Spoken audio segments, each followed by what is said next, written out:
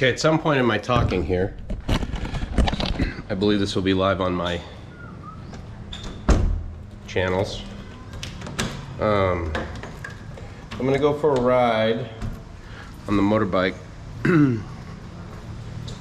The weather said, after the live stream stopped this morning, I kind of think I know why. I believe it was that the battery died on my GoPro. However, and the reason I say that is because afterwards the GoPro was off. And I'm like, okay. And then I tried to power it on and it wouldn't go on. So I was like, well, that's cool. That means that it used 100% of the battery, which is, you know, great. And then I got home, or I think I got home and I plugged it in. Turned it on. It was going to transfer any of the stuff that was on the SD card, and door closed. Elevator is going down. And I swear that oh, you know, I don't know if I've ever done this. I wonder if this is going to drop the link. I don't know how good my cell coverage is inside of this elevator. Usually it's not good. Let me just verify. Hold on. Let me just verify on the app that I'm put my water in my pocket. Hold on. Stand by. Plus I gotta get out of the door. There we go. Alright, hold on. This may or may not still be going. Let me do it in the shade here.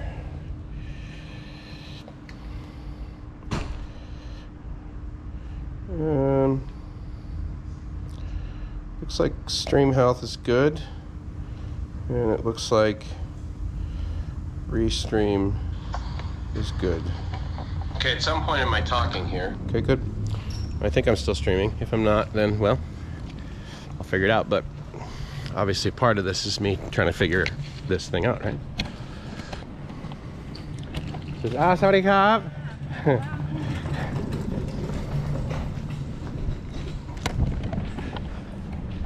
Ladies and gentlemen, the world's happiest groundskeeper. If you can't see in the description, or if you're not used to me live streaming from my GoPro, do know that I can't see any of the comments. So, first of all, looking back through my other videos, let me just say in general, I'm honored that you guys come by here, and I really appreciate you saying hello. So thanks. I'm here one more night, and then I head down south, basically one train stop south of the Hua Hin train stop. So I'll do that tomorrow morning.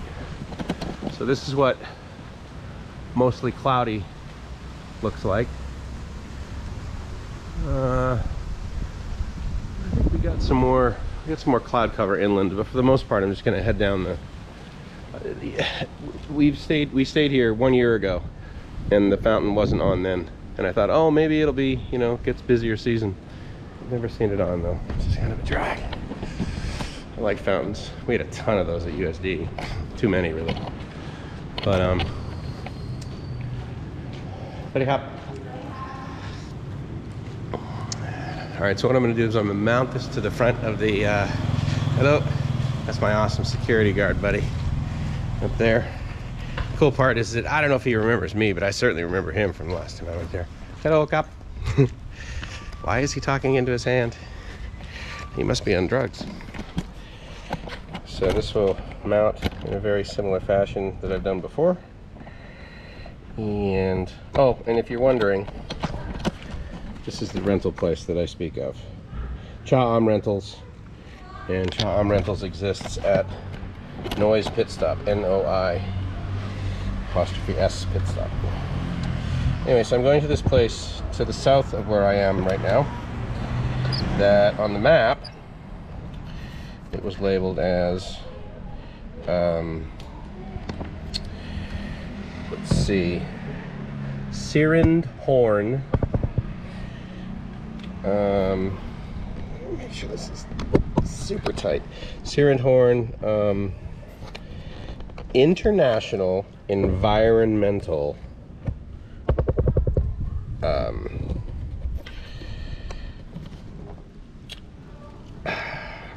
Park. So I was like, oh, that's kind of interesting. It's like environmental, international. Okay, well. So we're gonna go check that out. I believe that is set at a good height. And my water bottle in the cup holder, basically, of the motorbike. And oops, sorry. Oh, good. I'm glad I checked that. It could have fallen out. I've already tested that, so I don't need to. I need to have my GoPro fall out a second time. Even though I am an overachiever, I don't think that's a requirement. So. All right. Oh wait, hold on. I am gonna wear my helmet.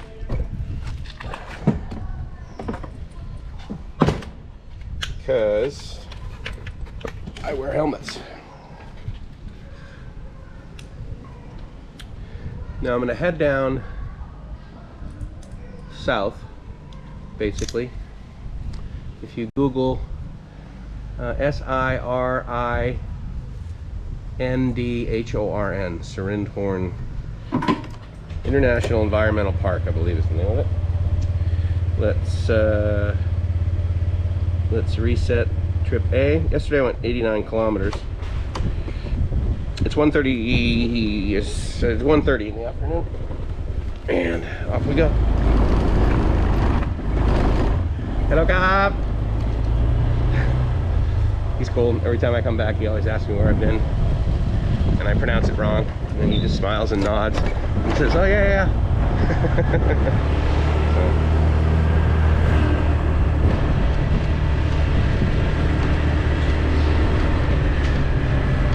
So I'm gonna take a left and then go down the beach and then drive basically along the beach.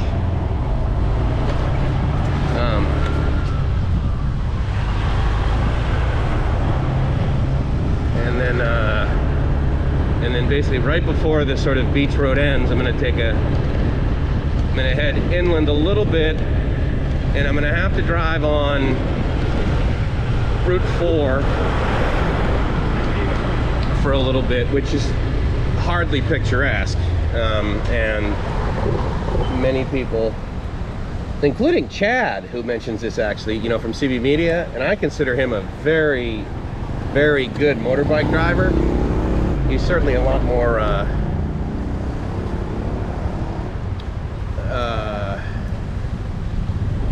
risk tolerant than I am on his motorbike, but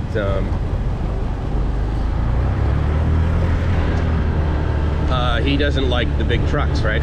And I'm not a big fan of the big trucks either. So, all right, so this is Sunday, and to give you an idea of how busy even the bottom part of Cha-Am gets, the southern part.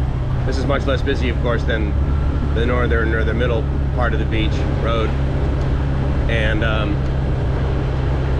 because of that, I believe I saw in one of JC, and by that I mean JC retiredchief.asia, one of JC's recent videos on his member site, that he and Nat are down in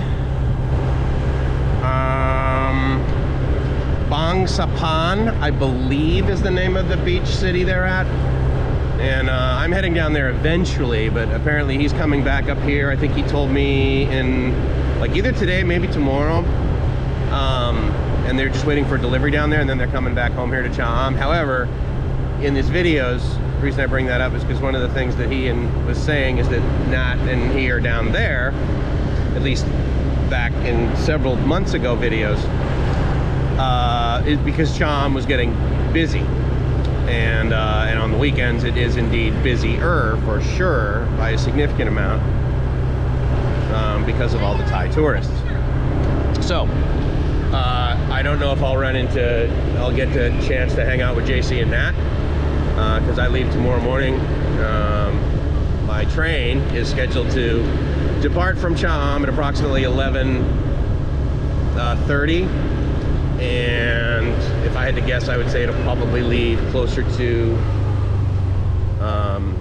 12:15 by the time it gets down here. It's actually coming from Thonburi. It's coming from that station up in Bangkok, and not Hua which was the other. Dana and I, during a Bangkok Strange broadcast yesterday, for some reason neither of us could remember the name of Thonburi, so there you go. I believe this is the last road I can take. There actually might be a dirt road that I can take up there. But yesterday when I went down there, I don't get this in Cha Am a whole lot, but yesterday when I went down there, there were 3 ladies that were like working at a restaurant that seemed ridiculously interested in me. It was Saturday. There were tons of Thai people buying food, and normally I'm just like, oh hi, you know, I mean, you walk down the street, it's like massage. It's like, okay, fine, yeah, I don't really pay. But for some reason they were like just a little bit too aggressive, and I was just like, you know, and I'm just not in the mood right now. I don't want to be cordial and say no. I just want to walk by and be like, just stop. Just don't. Anyway, so I'm heading inland a bit here. Approximately, let's see, to get to the fore, it's about 1.5 kilometers, I think, maybe a kilometer and a half inland from that beach road. And then Route 4 just simply goes, you know, pretty much all the way from Bangkok all the way down to, so that'll be interesting to listen back and see what that just sounded like back there, because that was a huge gust of wind that, like, you know, put a little force on me, blew me to the left a little bit. I'm only going 37 kilometers right now, but there is a serious crosswind. But again, my experience with this is that GoPro it knows how to get rid of wind noise. And if you think about it, if there's any manufacturer out there, you know, that's going to develop circuitry that's going to like get rid of wind noise, it should be an action camera company. So, you know, obviously kudos to them. I'm certainly not going to say, you know, something silly like, oh my God, it's about time. But of all the companies to come up with it, it makes sense that they would be the ones. So this is Route 4. Gracie and I had been down here many times.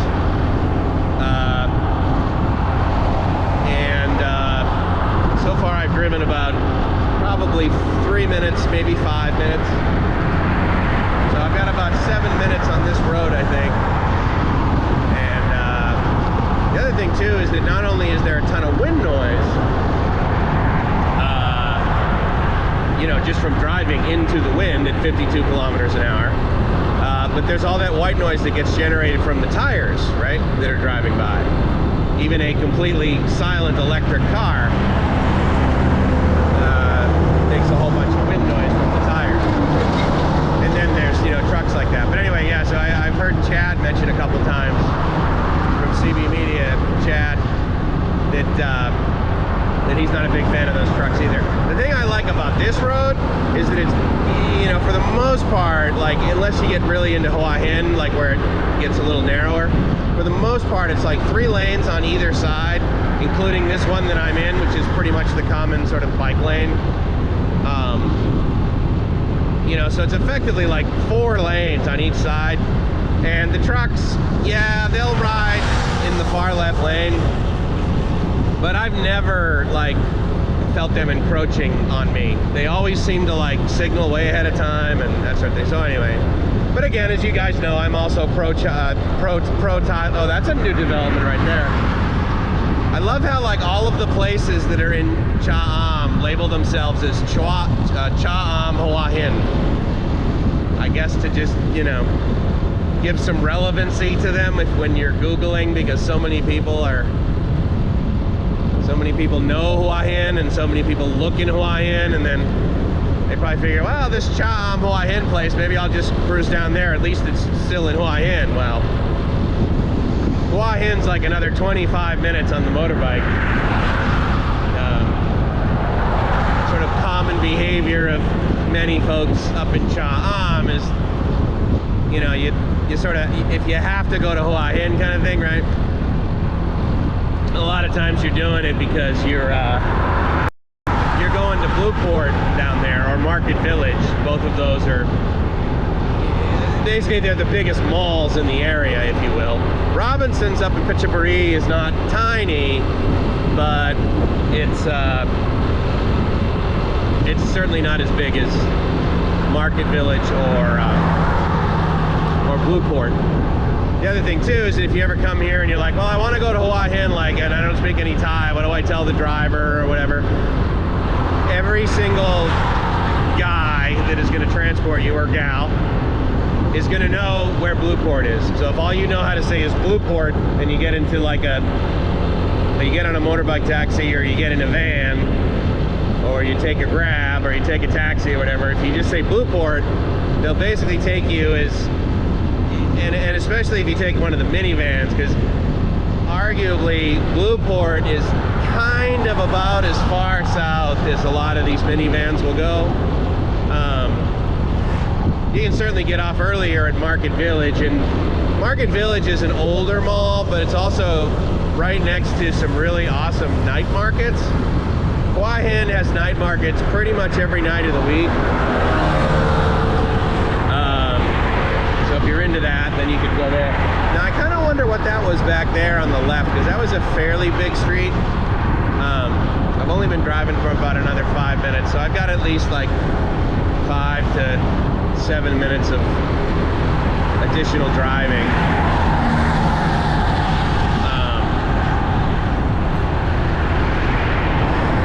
So you guys obviously know Dana, right? And so, you know, and you know the doorman, right? Todd, coming in from Cambodia. I'm gonna go left here, just to go left here. Anyway, coming in from Cambodia. Well, what Dana and I wanted to do is we wanted to go, well, first of all, what we wanted to do is we wanted to go to the airport and meet Todd as he gets off his plane. But international arrivals is significantly different than domestic arrivals. And you're not just like sitting there waiting to at least, you know, I figured, okay, we can't like touch Todd, but at least maybe we could like, you know, scream, hey Todd, welcome to Thailand, you know, or something like that, like from a distance, right? Well, no, it doesn't work that way in international arrivals. And I'm like, all right, fine. So we won't even be able to get a glimpse of him, or he won't even be able to get a glimpse of us as he comes in. So he's like, all right, fine. So then I was just like, hey dude, so what hotel are you staying at? So he told us. And I said, all right, well, I tell you what, I'll call the hotel and find out, like, can we stand outside? Like, can we, you know, can we like welcome them? Is there a section of the lobby that we can stand in and like, you know, hold a sign up saying, hey dude, welcome to. Anyway, so Dana's wife, Jib, who you know is Knit by Jib, she called them. And they said, no, look, you can't.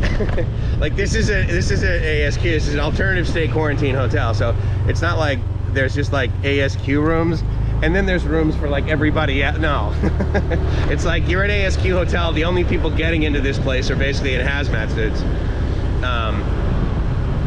And so therefore we can't basically get to his hotel and just like, you know, like be in like an external part of the lobby or something like that. And you know, like holding up poster board or something saying, hey, welcome to Thailand, Todd. And so that idea is out.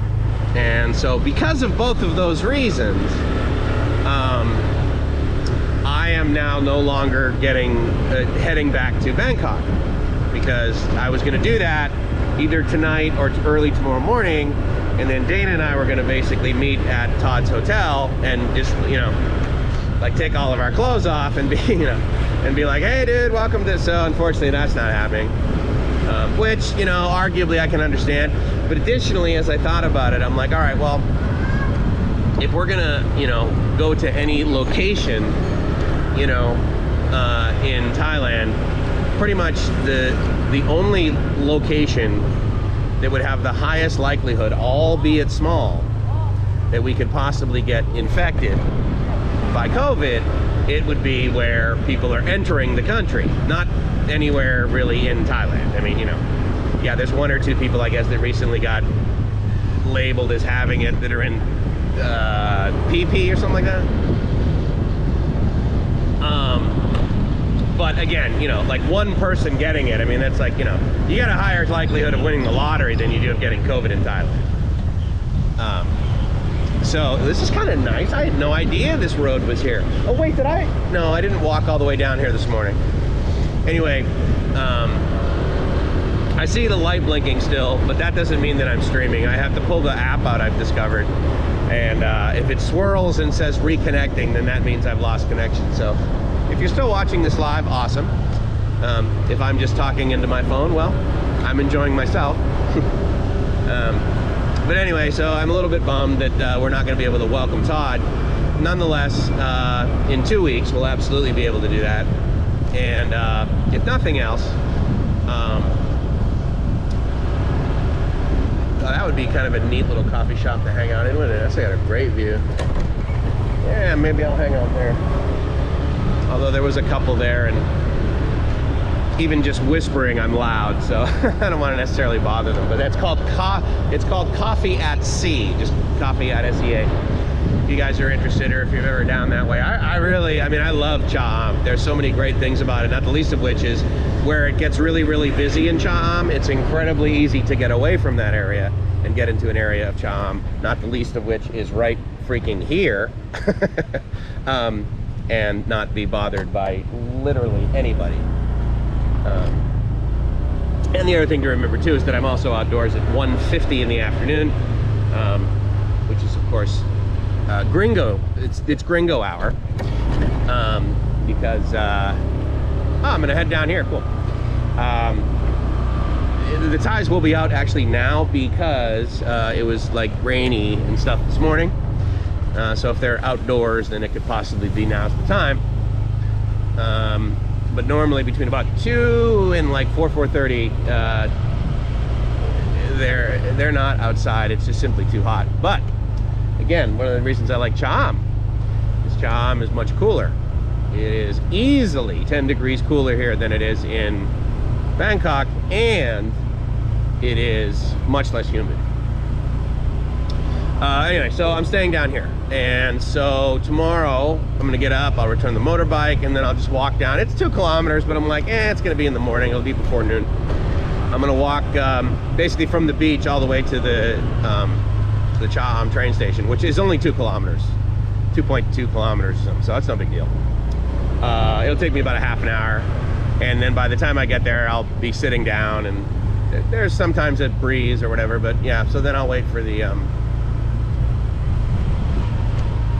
I've been here before because I remember that like sign up there of the, or painting up there. I remember that. It's like a pseudo art gallery or something. They got still streaming or not. Stand by. Here. While I view this, you can, again, if I'm still broadcasting. Let's see if I'm still streaming here.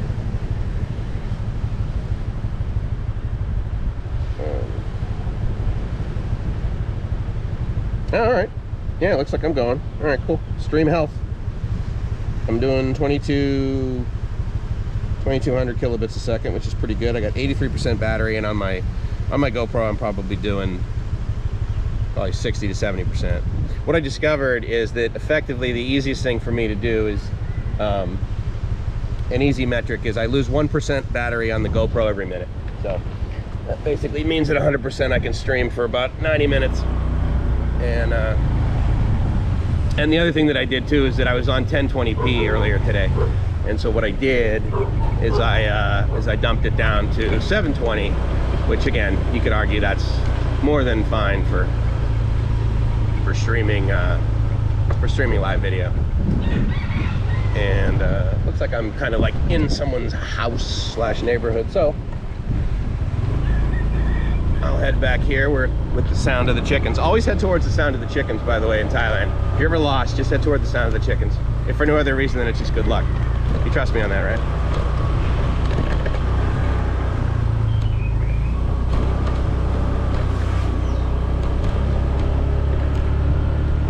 So when I get to the train station tomorrow, I anticipate that it's about a 40-minute ride. The name of the train station I am going to is something like Swan or Song Swan Pridity or something like that. The bottom line is that if you're a train person, SRT, State Railway Thailand, if you like that mode of transportation, then I will be taking a train one stop south of the Hua Hin station. The Hua Hin station is actually very nice. It's very picturesque. It's really cool. It's neat. The only downside is that it's in Hua Hin. And actually that area of Hua Hin, I don't mind it. It's okay. But again, it's just, you know, I feel like I'm in friggin' Boca Raton or something. Way too many retirees. And that's actually really nice right there. Hold on, wait, where am I going again? I actually literally just forgot like what my goal was. Oh, National Park, that's right. Yeah. International, park. All right, that's cool. Because I can certainly come back there. That's a really nice little empty beach. That's a cool little resort area right there. Lullaby Sea is the name of it. And of course, they have Lullaby Sea, Hua Hin in big letters and Cha Am in small letters. And I prefer small letters. I prefer living in small letters. So this is a neat little jaunt. I'm glad I came down here.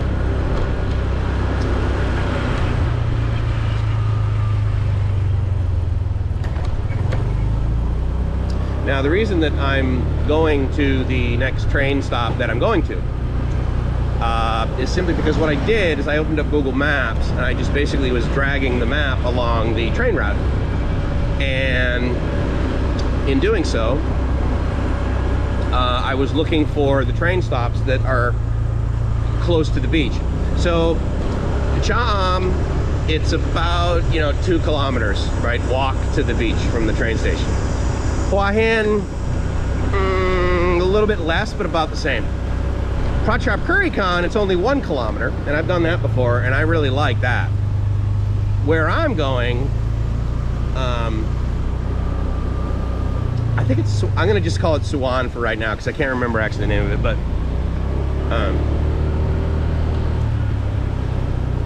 the Suwon stop is, I think it's like maybe 100 meters. I mean, it's like really like, it's like 1 block to the beach. Dragging, the little guy on Google Maps over there to get like some street view kind of thing. As well as looking on, you look on Google Maps, right? And then you can like see the hotels and the resorts and the restaurants and all that. So anyway, that's pretty much the amount of research I do before I'm going to go somewhere. And especially on this trip that I'm on right now, which I do not mind walking. And if all I do over the next couple days is I go to the train station, I walk to the beach, I go to the beach, I turn left, I find a hotel, or I turn right and I find a hotel, and I stay there and I hang out and I go to the beach, like that's totally okay with me for 3 to 4 days. Look up. If I, wow, Thai massage right on the beach, 200 baht. Geez, Mike, why do you like Cha Am over Hua Hin? Duh.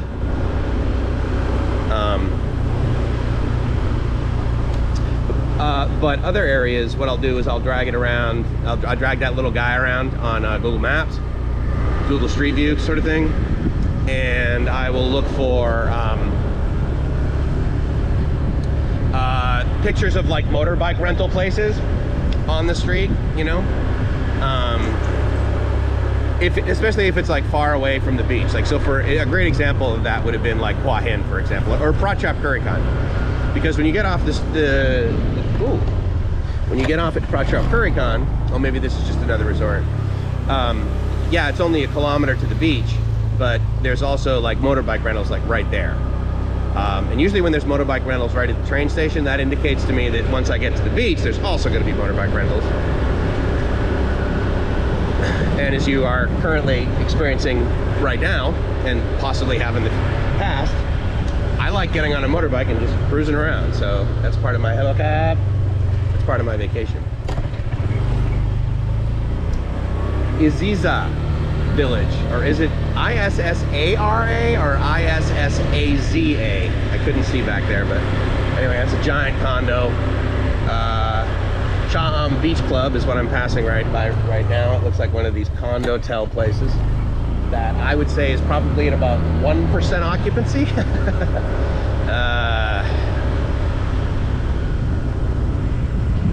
Anyway. Oh, you know what? I just saw the name of a road back there. Like, these roads are named Soisson Loy. S-U-A-N-S-O-N is the phonetical English spelling. And that's actually the name of the train station. So Swan Song. So not like Swan Song, but basically Swan Song. S-U-A-N-S-O-N is the way that they convert it, basically, from Thai to English. And so I don't know whether that like is just a generic word for area, kind of like Ban or Tele. Hello, puppies. Well, those are cool dogs. Why? Because they were happy, wagging their tail, and not barking. Little Shop and Resort was the shop thing. Oh, I wonder if this is like the end of this road.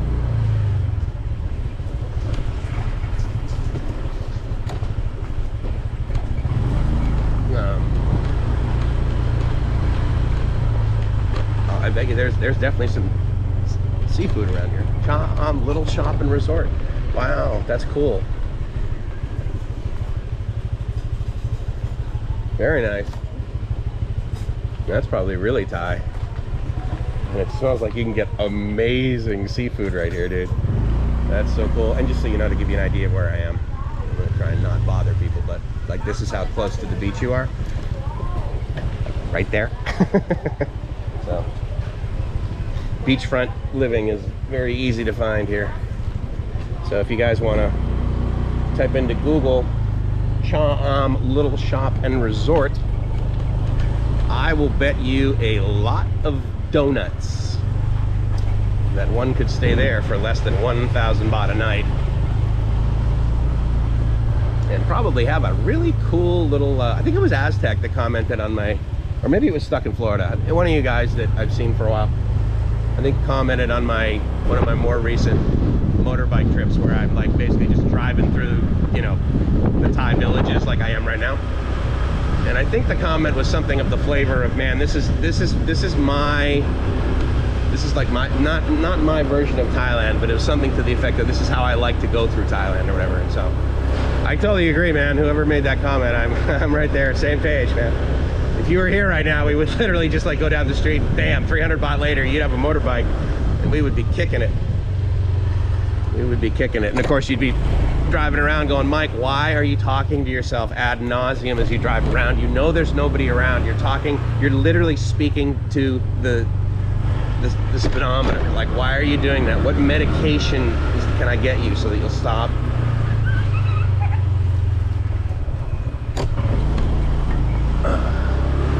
Actually, hold on. I'm gonna take a look at the map because I need to figure out exactly kind of like where I'm at. Ooh, look at that stream health, 4 megabits a second. Amazing. Middle of nowhere. All right, so right now I'm effectively, I'm about halfway there. And where I'm at, okay, so I was just at the resort and I came down. It looks like I can go out, take a right, and then, no, that's just a little bit of the beach. So I need to kind of turn around and head back to the big road. Oh, but I can go on like a side road. That's cool.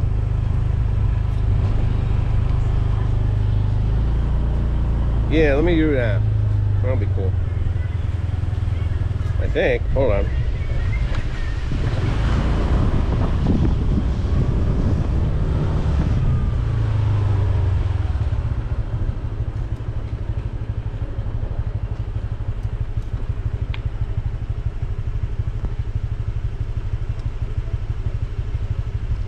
Down to the right.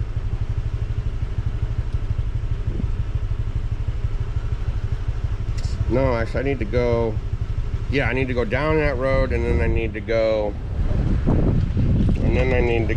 left and then I'll go past Shantara and go past a little side street. The reason I'm talking this way is because I have my sunglasses in my mouth, because they're polarized, so it's difficult for me to see Google Maps. So stand by. Okay.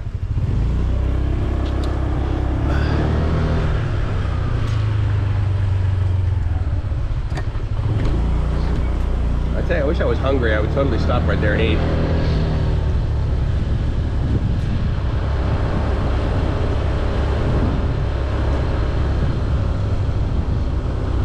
Those four-legged creatures were absolutely appropriate, meaning they were more scared of me than I was of them. That's exactly how it should work in the animal kingdom. I believe this is where I want to go left.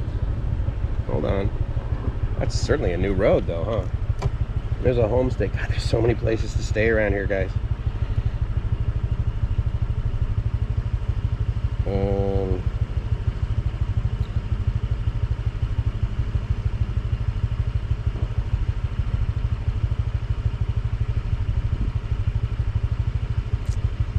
I think I know where I'm going.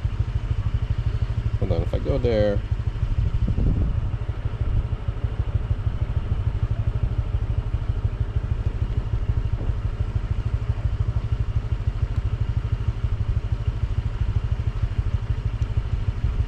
No, I think that's just like a little street that goes back down. I think I need to go this way.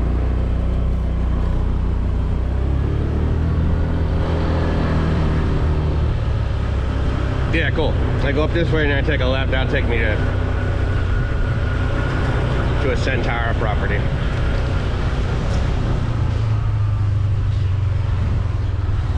I think right here. Is that right?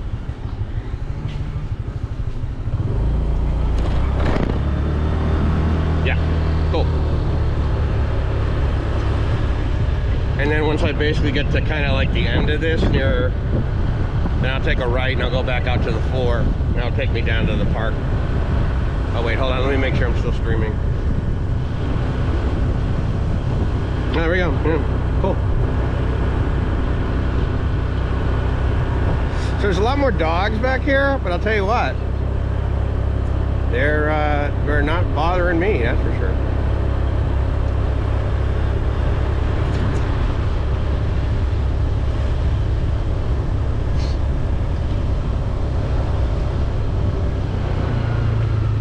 Wow, that resort there on the right, if you're Googling,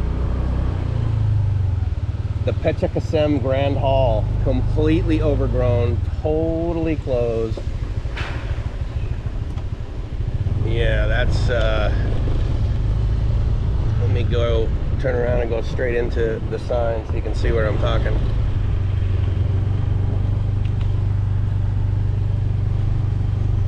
Yeah, look at that. Interesting.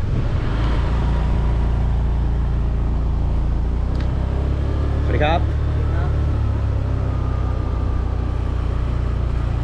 So that is Sentra, but by the management company Sentara.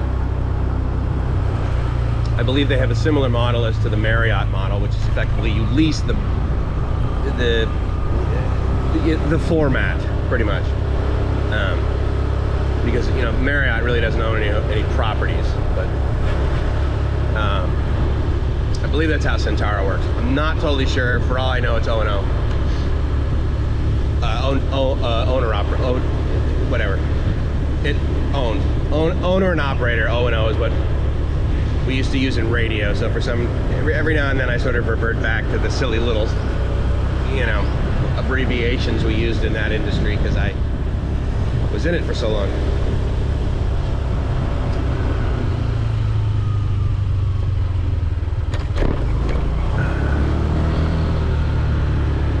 Regent Chalet is the name of that place. Looks pretty nice.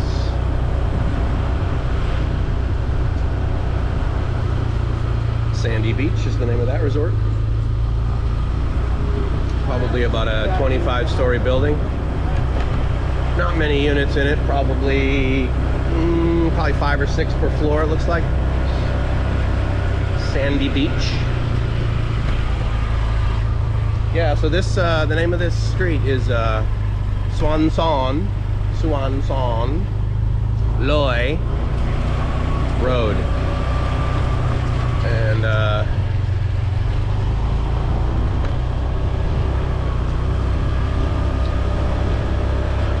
so yeah, so I don't know what that, maybe that's something, means something generic, who knows.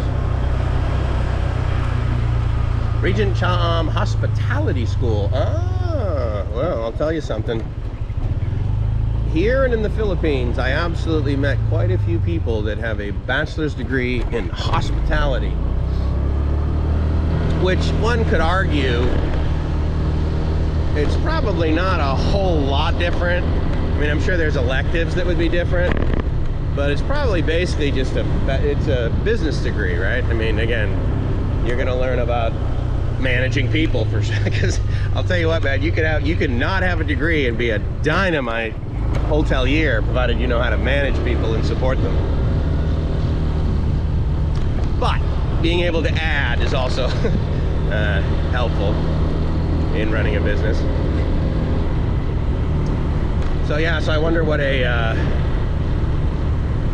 additional classes are in a. It's probably could it be a Bachelor of Science? Nah, it's probably Bachelor of Arts. Maybe not, who knows. Bachelor's in hospitality.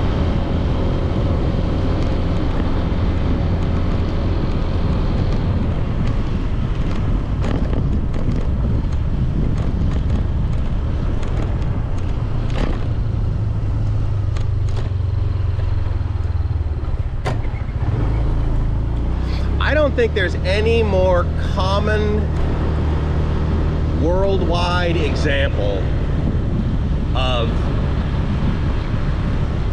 some of us ruin it for all of us. A small percentage ruin it for the majority. One ruins it for many. Then the speed bump. If everybody drove appropriately, we would never need speed bumps, would we?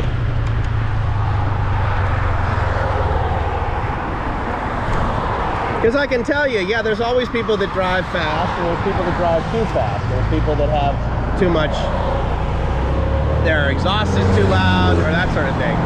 But man, in Thailand, I honestly don't know if I have ever seen a speed trap. I don't believe that I've ever seen a Thai police officer, or whatever, sitting on the side of a road with a radar gun, you know, intentionally, basically, you know, yeah, okay, so I'm 2 kilometers away from the environmental park, intentionally sitting there to basically generate revenue for the county or the city or whatever.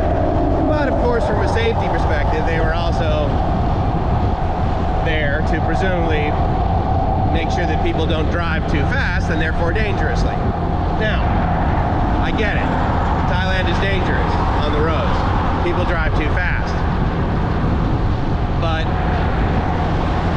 for some reason, there's not speed traps. So clearly they're okay with it, right? But I know also around this time, right, meaning this COVID time, there's been a lot of people who have professed their intellect, just ask them, by making the comparison about how many people in Thailand have COVID or get COVID, and the amount of people that die in road accidents, and how it's more of a demand that people wear masks versus, you know, they're not going to stop selling automobiles anytime soon, or gasoline, but all these people die every year, or die every day, or die every hour from traffic accidents. No one's, essentially, statistically, it's insignificant, the amount of people that die from COVID, but yet everyone needs to wear a mask, right? So I get it. I mean, people are driving haphazardly, and you could argue dangerously, potentially inebriated more so. But anyway, the speed bump. Some of us ruin it for the rest of us. Ladies and gentlemen, the international speed bump.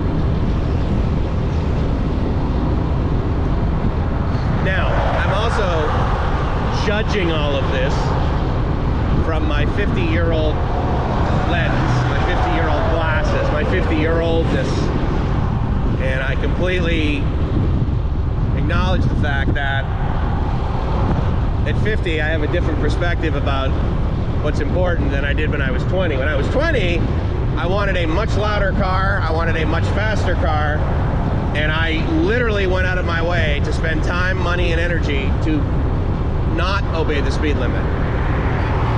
I would spend money after I got caught speeding, so that was the after effect. I would proactively spend money on electronics that allowed me to basically somehow cheat the system, i.e. radar detectors. So it looks like the International Park is coming up here on the left. You know, and I just don't do that now. So one could argue that, well, you know, Mike, maybe the 150 meters, maybe the speed bump was instantiated 30 years ago when you were 20 and you were driving around like a complete buffoon, selfishly, not caring about what others were doing, driving too fast through neighborhoods, and they said, you know, look, it's 1990, we need to come up with something that's going to slow these damn kids down. And they came up with speed bumps, and it was all my fault, so who knows. I'm gonna guess this, yes, I believe it is. That looks like the sign there.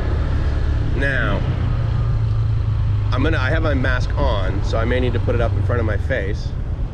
It looks like there's a guard here. Let me ask him if I'm supposed to do anything. Oh, sorry, cop. Can go? Look good? Okay, cop.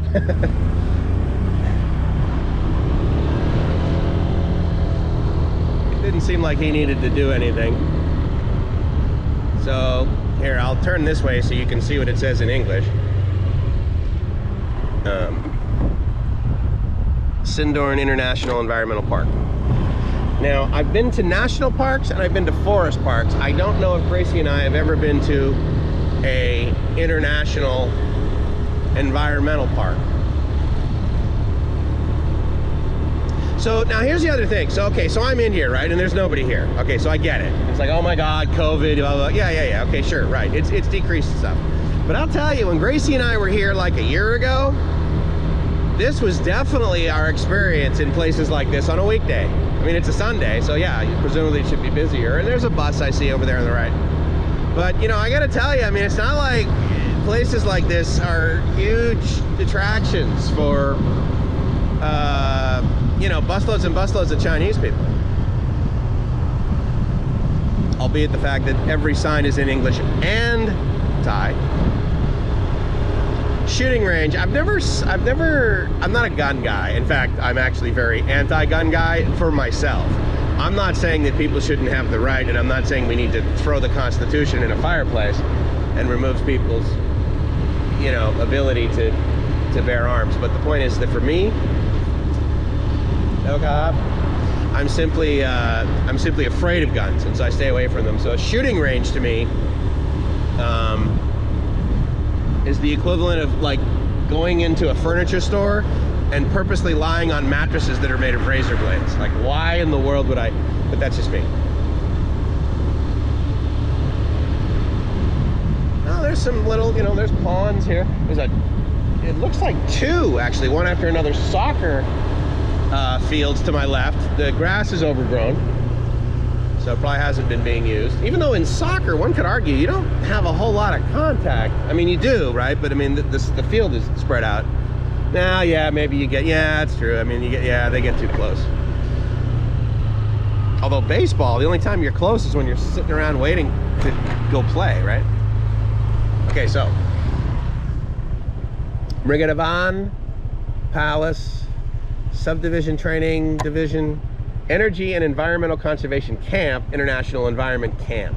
All right, so that's probably, so maybe this is like for education purposes overall. That's what this whole place is here for. So it's less of, so yes, it's a park, but it's for education about international environmental issues. I don't know. Oh, okay, so, well, you know where I'm going, right? You know what beach you know what sign I'm gonna follow.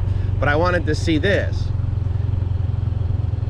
And I've seen my things in the past, and I know that like when I get up to something, it's not as big as it is in my eyes right now. I get that the wide angle doesn't, but basically what that says is Tangeja, I believe that's how you pronounce it, Tangeja, whatever, right?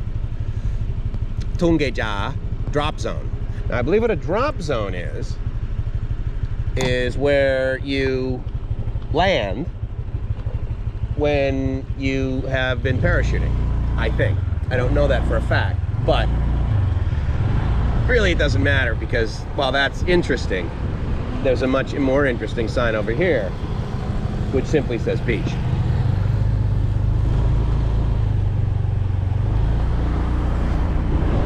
I tell you what, ever since I took that motorcycle training class, I'm a lot better at maneuvering the bike without putting my feet down at low speed.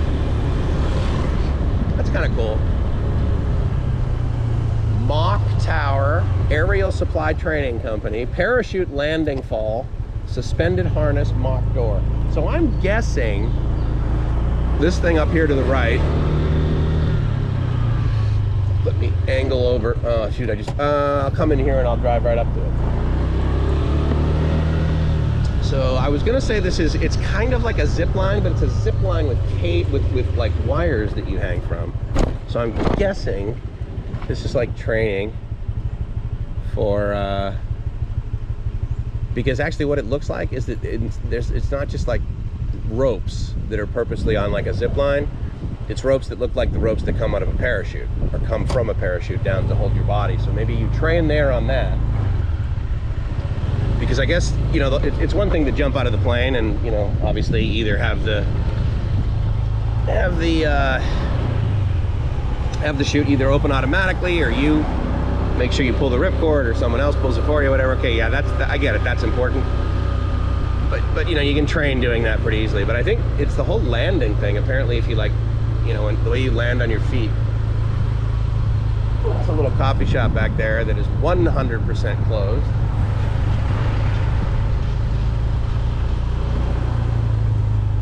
All of these signs now are in Thai, which interests me a lot more.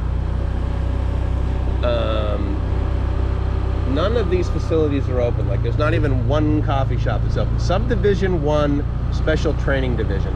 So maybe this is like an army thing. Police Tactical is the name of the thing over there. It looked like that was a place where you could like, it looked like a tourist place where you could like rent. Oh, you know what? If this toilet's open, Rama 6 Museum. No, the restroom doesn't look open.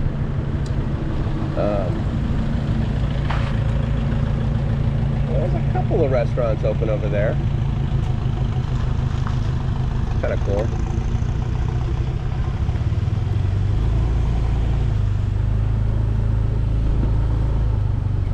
That van up there, he looked like he didn't know where he was going either. Special Training Company, First Special Training Company. So yeah, I'm guessing this whole thing is set up for either the Army. There's a whole bunch of buses up here that are labeled police. So I'm guessing this is where the police are trained, you know? And they're pretty darn new buses. They're the same manufacturer that you'll see a lot of the city buses in Thailand. You know, the really, really old ones. Hino, H-I-N-O. And again, no clue what is over here, but the nice thing is that as I'm cruising around here, if all of a sudden someone says, no, no, no, you can't go this way, then I'll be like, okay. You don't need to install speed bumps. That's fine. I'll just turn around. I'm not going to ruin it for everybody else. Well, the look I'm getting at the distance over here, this is beach.com is what I'm looking at over here. Looks like I'm streaming. It 1900 kilobits a second, so the quality is 1/2 what it used to be, but that's all right. That's part of the test. What I'm not doing, actually, which I was doing this morning, I'm not saving any of this to, now this is either a really, really nice parking lot, or it is only for special vehicles. I see a big H over there, so I'm guessing this is like a helipad of some kind. However, it's been my experience that just like stopping in places seems to be fairly okay with most people in Thailand. So I'm gonna do that. I'm gonna take a sip of water, because you heard my last stream when I was cruising around. My throat gets dry.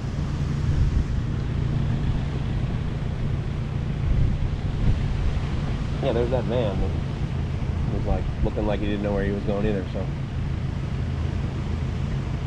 I'm guessing that, I'm guessing that right there, that's like not where a helicopter would land, only because of this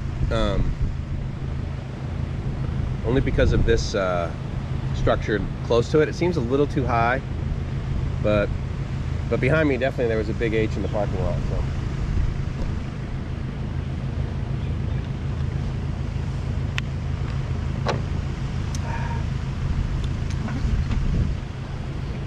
I'm gonna dismount this mask.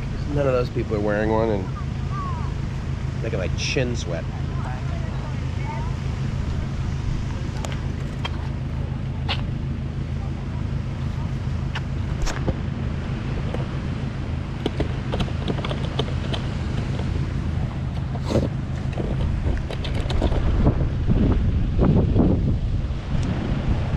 It's a little cloudy inland, but it's not here. Now it's windy and the sea is energetic. I don't know if you can see it with the camera, but basically between here and like, you see that like tower, like basically between here and that tower, there's a big H over there. So, and I'm sure it's not the H as in Horatio from oh god, I just forgot the name of the CSI Miami. Horatio Kane, good old H.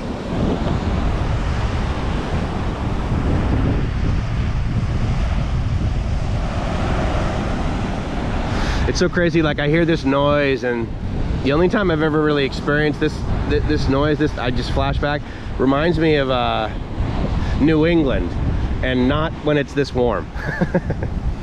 So what am I down to, like 1600? Yeah, 1700 kilobits a second. So it's probably not stellar, but I got 60% on the phone, which means I probably got about 40% on the GoPro. Let me double click on that. Oh, 55, look at that. Okay, cool. Well, clearly then streaming on this in 720 and not recording it on the on the card seems to use less energy, so I'm digging that. Now, I also was tethered at 5 gigs, and considering the distance was pretty much only about a meter from my phone to the GoPro, I can't imagine that the energy level was any higher. I'm betting that it's using the standard US, you know, like 100 milliwatt kind of thing. So, although let's see here. Yeah, the device actually is not hot at all. This morning it was hot when I was streaming, and which is, I mean, I get it, you know, because like I was doing more stuff. I was, you know, recording it locally as well, but so this is a giant 3 in front of me here. That's a giant 2 over there, and that's a giant H. So if you're ever in Thailand and you're learning how to skydive, just remember that it's H23.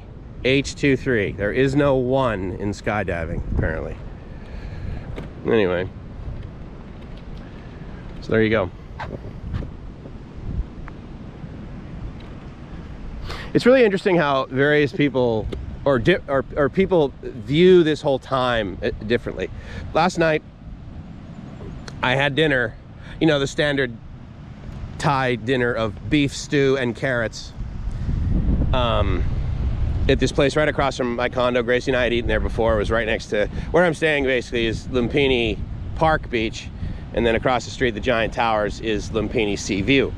So right next to Lumpini Sea View is a couple that is from Bangkok. They also have a giant plot of land right down there. It's probably got to be, I don't know, probably like 10 acres maybe.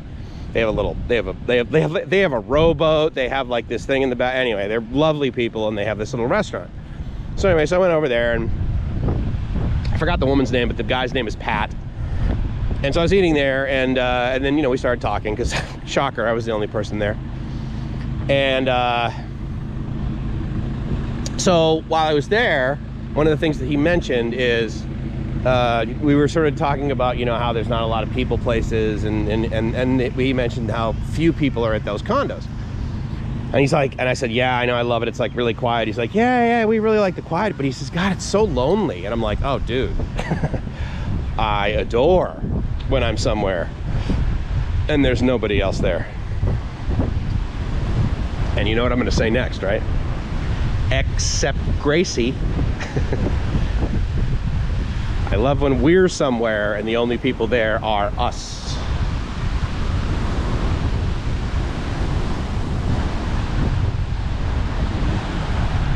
That's a great sound though, huh?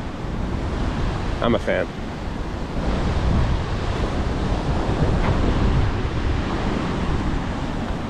It does have a little bit of a New England or Florida feel to it.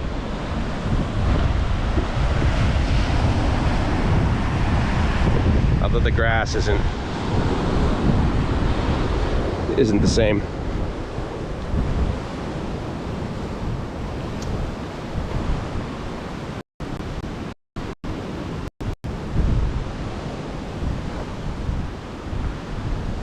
Wonder what they do here. I guess they probably, maybe they, you know, I mean, they probably have events, obviously, otherwise they wouldn't have lighting outside this. Maybe this is a stage of some kind, and who knows?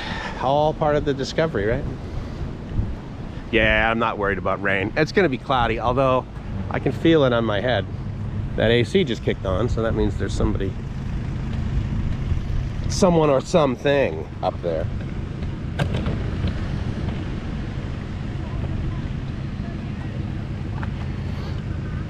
Level this. Pretty pleased with this clamp. Okay, still got blinking light. Good.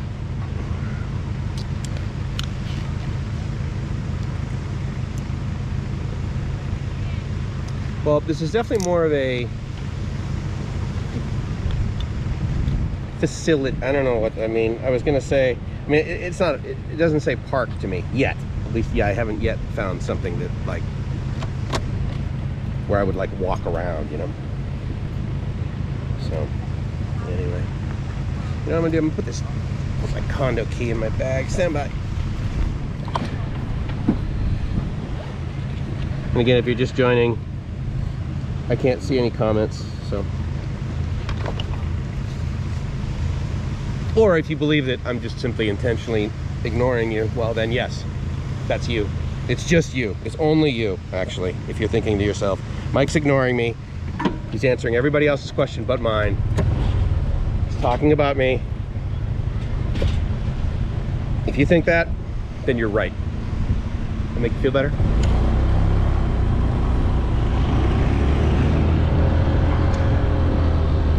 Okay, so I see this parking lot right now and I think to myself, man, when I was like 17, 18, 30, no, younger, just got my driver's license, right?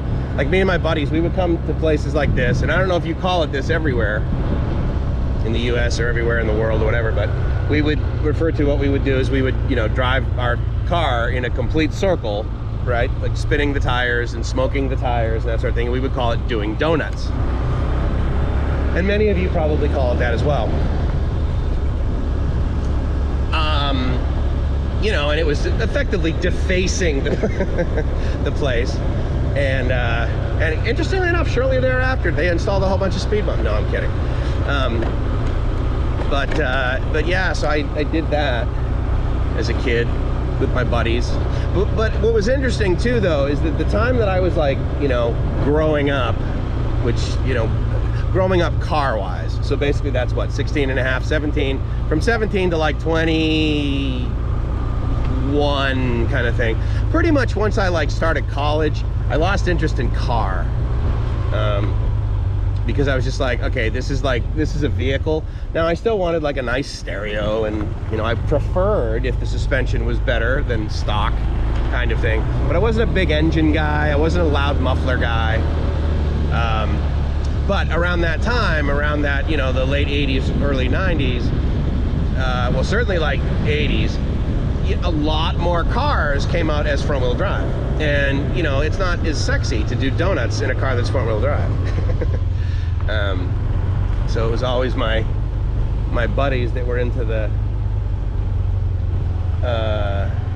American muscle car kind of things that, oh, okay, so these are like rental units, I guess, with rear-wheel drive cars that were able to, oh, the restroom is open. All right, that's cool. Maybe I will use the restroom.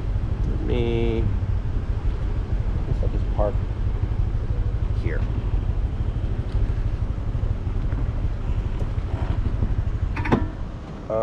Actually, hold on. If I'm gonna use the restroom, I'm gonna at least let you guys stare at the beach. How's that? Stand by.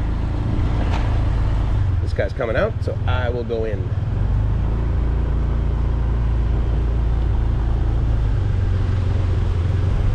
I can't go all the way. All right, well, I tell you what, I will,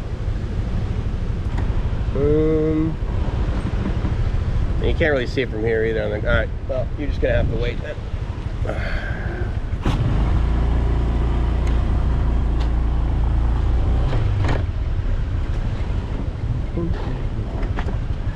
This is potentially 10 baht, but I'm not sure. If it is, I have change.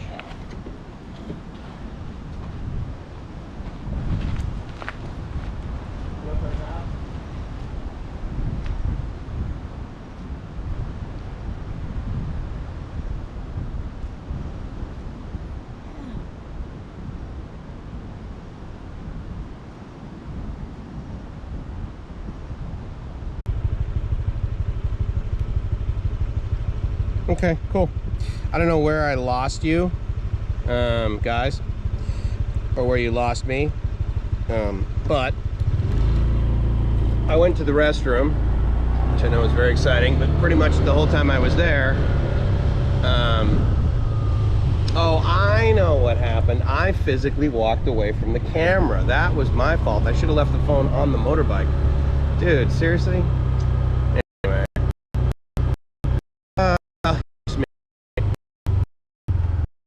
Anyway, what I was going to say is, if you've ever been to a public restroom in Thailand, you know that it's got, you know, it's got the stalls and everything, right? But then it's got the urinals that are like outdoors, right? Like they're always in the back or the side. So that was the case with this one. And man, I gotta tell you, I am so happy that the custom in Thailand is to like come to the beach and have whole companies that all they do is I mean, you know, they're like individual people basically, but you know, what their company does is provide beach chairs and umbrellas and tables and food. That is so cool. And for no money, man. I mean, it's literally, I don't know if I've ever even debated the cost. I do know that the only time I've ever been disappointed in that whole scenario is one time Gracie and I were at the beach in Chaham, interestingly enough. And you know how they like put like chairs, like sometimes it'll be 2 and 2, but for the most part it's 3 and 3. They're right next to each other. There's no leg room. They're always back to back. Anyway, there was nobody at this beach, right? And they had a whole bunch of tables that were like 3 by 3 right on the water. Like, in other words, they were the closest ones to the beach, right? And I wanted to sit there.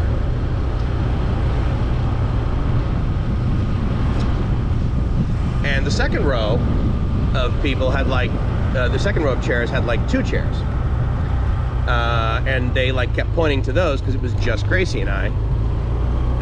Presumably because they didn't want just the 2 of us to consume a table that only had, that had 6 chairs. And of course I was just like, dude, I want to sit where I want to sit. Like, I'll pay you whatever. What do you want, 1,000 baht? I forgot. I mean, they're only going to be like 100 baht anyway. And for some reason, and because you know how it's like, I mean, they have like blue chairs and red chairs and green chairs, like went out there, and each of those sort of sections, right, is a different sort of, I don't know, I'll refer to them as like it's a different family, it's a different company, it's a different group of people renting chairs potentially. And so they were just like, no, you can't sit right there at the beach. I'm like, okay. And we literally walked down to basically the next color of chairs. And I said to the person, I'm like, I want to sit right here. Can I sit right here? And he's like, oh yeah. He like runs over, make sure that like I have make sure I have the ability to give him additional money, meaning there was a menu with food and drink. Okay, cool. So it sounds like to me that, see that sign there that says beach? It sounds to me like I was successful in going where I wanted to go. Now it's a little dark and it's cloudy and that sort of thing, but it's only 2:45 it says here on the motorbike, and I think I'm only a few minutes fast.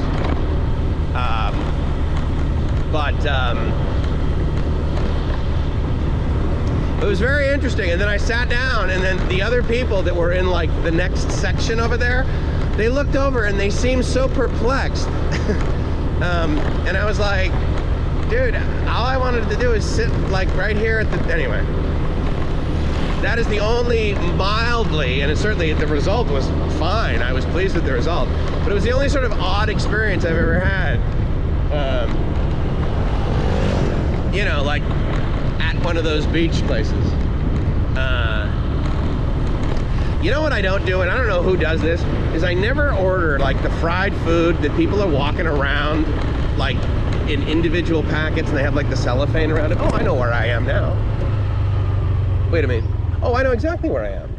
Yeah. Okay, cool. So basically I've gone down there and I took a right and then I came back. Yeah. So I was on the other side of this before, and I guess that's where you learn how to land, I guess, basically, if you're a parachute person. Well, that indicates to me that there is not a whole lot more to International Environmental Park than that. Now, that said, it was a pretty darn nice beach, for sure.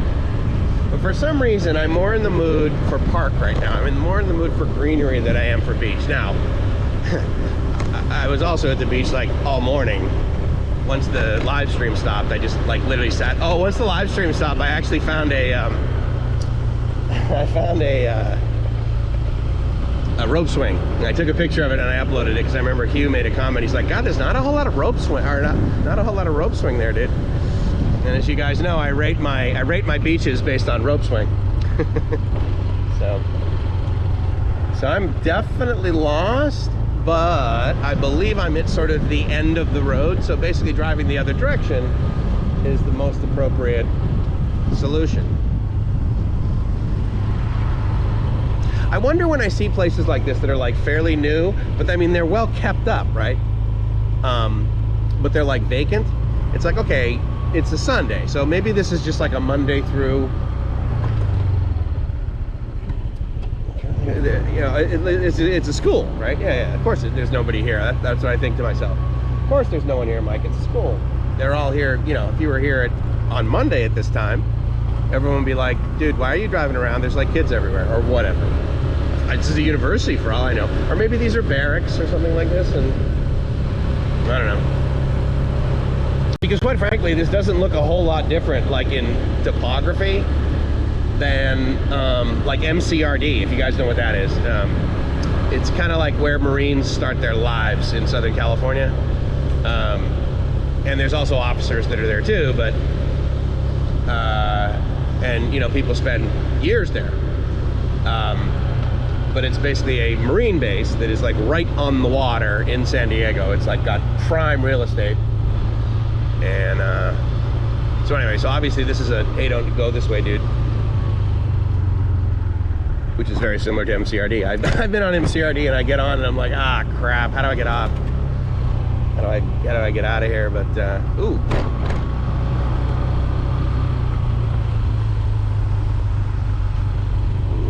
That doesn't look too squishy. I think I can drive over this.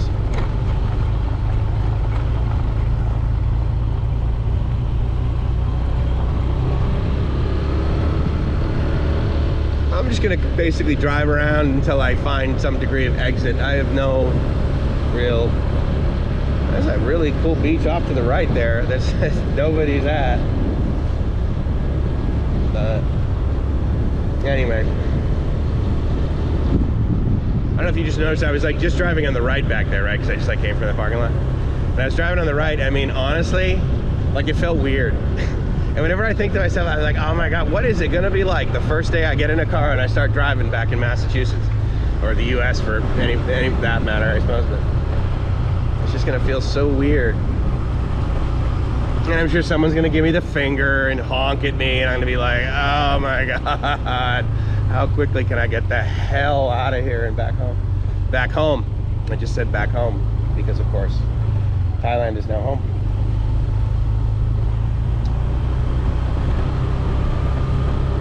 All right, I think I go right. I think the exit is right.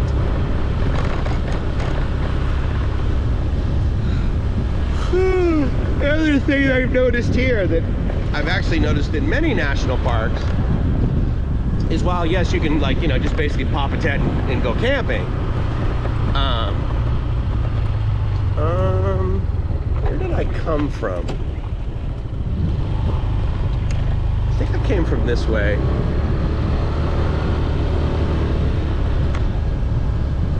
I think I came from this way, unless this is an absolute, this is the second one where you learn how to fall out of a parachute or fall out of the sky using a parachute. Anyway,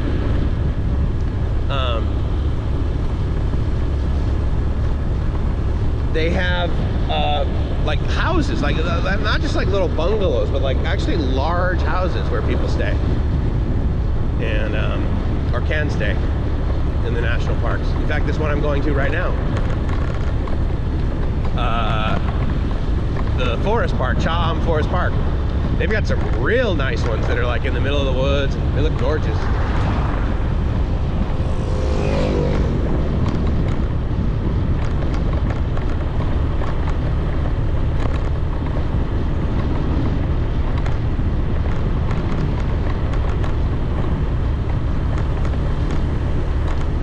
I understand that this is a second stream. I basically restarted. I believe it has the same title as the previous one that I mistakenly disconnected by physically walking away from the camera, so there was no more tether. But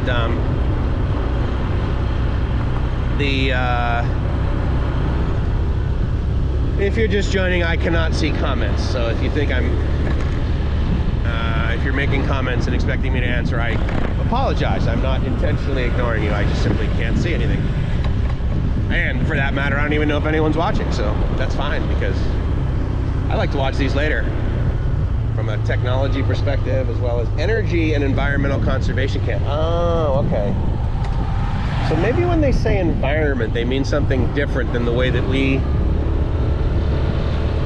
interpret it. This is the drop zone, so I basically cruised over there, and from there, then I went down that road, so now I'm coming back on this road, so this is the drop zone here on the left. Then, of course, if I was younger and I had a rear-wheel drive car, I would drive out in the middle of it and do donuts. Dude, what do you say we go do donuts?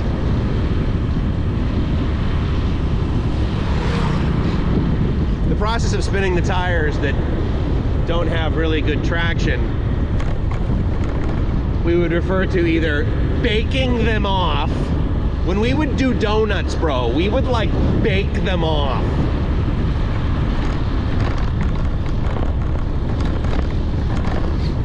And your, you know, your level of masculinity was pretty much based on the volume of smoke that you could generate from the tires on your car. Or probably more appropriately, on the tires from your parents' car. Pekasem Road is straight down this way. So I will head out to Pekasem Road. Although I could have gone left and that would have been new, but I think all it does is take me to a different, it takes me to a different parking garage. Sorry, parking lot. It's like a cloudy, quiet day. But it's still pretty warm. I mean, it's chilly from a Thai perspective, but I'm a little chilly. Actually, it's a little chilly right now. Actually, driving in the Mike's version of chilly means that it's below 80 degrees. And if it gets below 75 degrees, a solution is forthcoming. You guys should all remember that. If it is less than 75 degrees Fahrenheit of ambient temperature, especially if there's low humidity so it actually feels like 75, in Mike's world, that means a solution is forthcoming to increase the temperature as quickly as possible. Safely, and ideally for the least amount of financial outlay, but a lot of times I'm willing to figure out a solution, regardless of the cost. I'll give you a great example of one of those. Is last March, so basically 18 months ago, more than that, 20 months ago. March 2019, I was in San Diego, and the weather was so lame for so many days in a row, meaning that like it looked like it does like out right now, but it was 50 degrees. You know, like 40 at night, 55, maybe we get up to 60 during the day. And I was just like, dude, I am no, I am DUN done. And so I went to Maui for like 10 days just to like get some friggin' photons and some more infrared. And I think that cost me, you know, airfare, rental car, Airbnb, food, that sort of thing. It was just me. I think it was like $5,000–6,000 bucks. Can you imagine going on vacation in Thailand and spending 150,000 baht?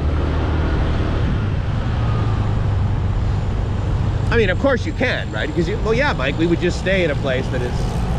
Well, this is actually as far south as I want to go. So I am going to sit here and assume that I don't see any like circles or cutouts or anything like that in the ground, and so therefore I assume that these lights are simply on a timer and not on a sensor, and eventually that red light in front of me will turn green and I will be the only person crossing the road safely and able to take a right. These people here on the left, they might cut the corner a little short, so I am going to back up and give them a little bit more space. But yeah, it's been my experience that pretty much all the lights in Thailand are fairly timed, and so I'm thinking this will turn green. These people are going to go next. Is that what's going to happen? Yeah, they have a green right arrow. They should be coming in here. They should be either making a U-turn or coming in here. There's a green arrow. Yeah, glad I backed up. They're cutting it a little close. Now what I'm hoping is that I'm the next person in the queue. I'm hoping that the next sort of light that turns green is the one right in front of me. And then we go from there, let's hope. Oh, yes! How you doing? What up, safety? That's friggin' spectacular. Thanks, Buddha. I owe you a smoothie. Look at that. Yep. Little winds, guys. Little winds. There is so much wind noise right now. Oh, I know what I wanted to do because I didn't get a chance to do that. Well, first thing I want to do is I want to make sure I'm still streaming. So let me check and make sure I'm still streaming. On these main roads, there's pretty much cell service the whole way. Yeah. Okay, cool. So I'm still streaming, at least as far as the GoPro app is concerned, which is pretty much the one that I trust. But what I want to do is I want to talk in a voice that is like this. Like basically, this is the voice that I would talk to, like if we were sitting in the movies. If we were in the movie theater, I would be talking to you in a voice like about this. I'd be talking with you, and we would just be like, yeah, I really hope that that's going to be a good movie. I think that's totally going to be a good movie. Yeah, that's totally awesome. Oh my God, I can't believe how fast that cop drove past normally I would want to talk like this. Like I would have no expectation that a recording would be able to pick up my voice unless it was like pretty much this loud as I drive basically 42 kilometers an hour down the road with a headwind, with a bunch of cars adding more white noise to the mix. I would argue that I have to basically have my voice at this volume, which is essentially yelling, which if I do it too long, then it actually kind of hurts my throat and I need to like drink water. Of course, when is drinking water a bad idea, right? Anyway, if I do talk like this, I mean, the question really becomes, like, can I just like talk like absolutely normally and like I can be heard? Okay, cool. There's no one in the far left lane, and so therefore this person coming towards me, I can let them do that. And just so you know, like, I mean, if you watch that and you make like a comment or something, or you shake your head or you laugh or you think that that's like just so weird, it's really normal here. And honestly, it's so normal to the point where like I believe it's normal. Like when I first saw it, I was like, oh my God, no wonder you Asian drivers are always, you know, you're so haphazardly just, you know, you're not playing by the rules. And now I see it and I'm like, well, yeah, that makes total sense to me. I mean, if I only needed to go to a short distance, I would totally stay on this side of the road. And I would drive in the bike lane and I would make sure that the guy coming the other way would basically see me. And, you know, I wouldn't drive into him. But, you know, I'm not going to cross 6 lanes of traffic just so I can go down and make a U-turn and think, yeah, it's like, oh, no, it's not efficient. It's very normal to me. Stuff like that is now very normal to me.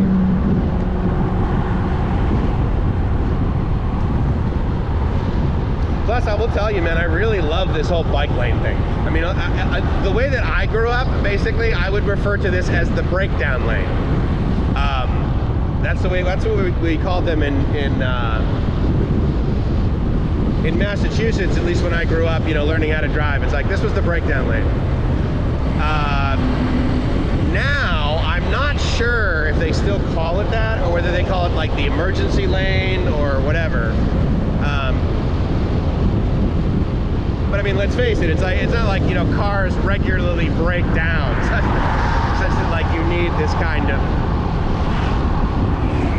kind of roadway, to the point where in Massachusetts, or certainly going in and out of Boston, where they simply cannot widen the freeway anymore.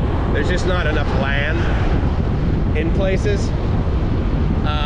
So what they'll do is they'll use the breakdown lane, for lack of a better name, for a commuting lane. And so therefore, like between, you know, 6 a.m. and 9 a.m., like that lane that was designed for cars that were in distress to pull over, that were broken down, that's now used as a regular commuter lane, much like this lane here for me is used as a commuter lane for me on a motorbike. And but yeah, I don't know what they call, I don't remember them being called breakdown lanes in California. I can never remember. And obviously, as you know, if you don't know, I've mentioned before, if you're unaware, I'm unable to see any of the comments, and so therefore you might be answering this all day long, and I just simply am not being able to benefit from it. So thank you in advance if that's what you're doing.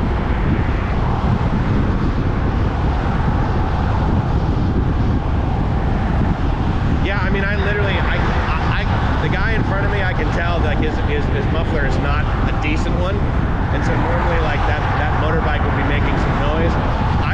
I cannot hear my motorbike at all over the wind that I am going into. The wind and the white noise. As far as I'm concerned, my bike is making zero noise.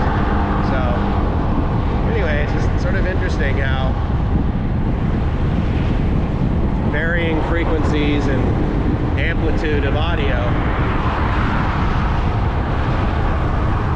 in 2020, you can buy something that is one half of the size of a pack of playing cards that will completely eliminate wind noise. Stream high quality video over the internet for up to 2 hours in a battery that's the size of about 4 quarters stacked on top of each other.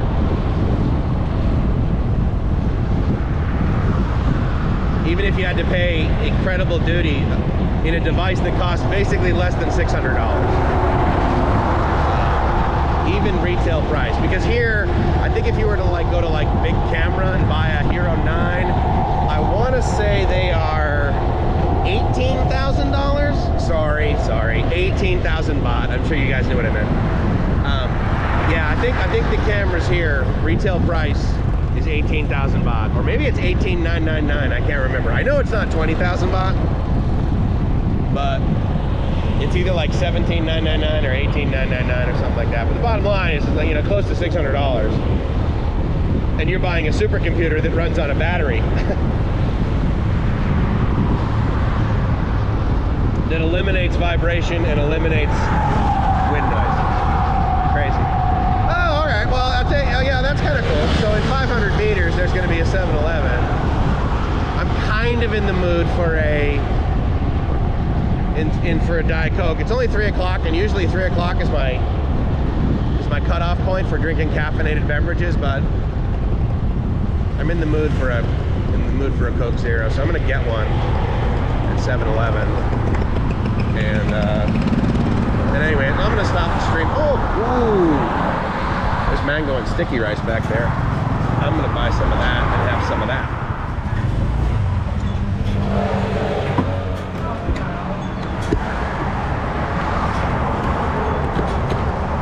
And with that, I'll talk to you guys soon. Provided I'm still streaming. I'm not sure. Oh, turns out I am. All right.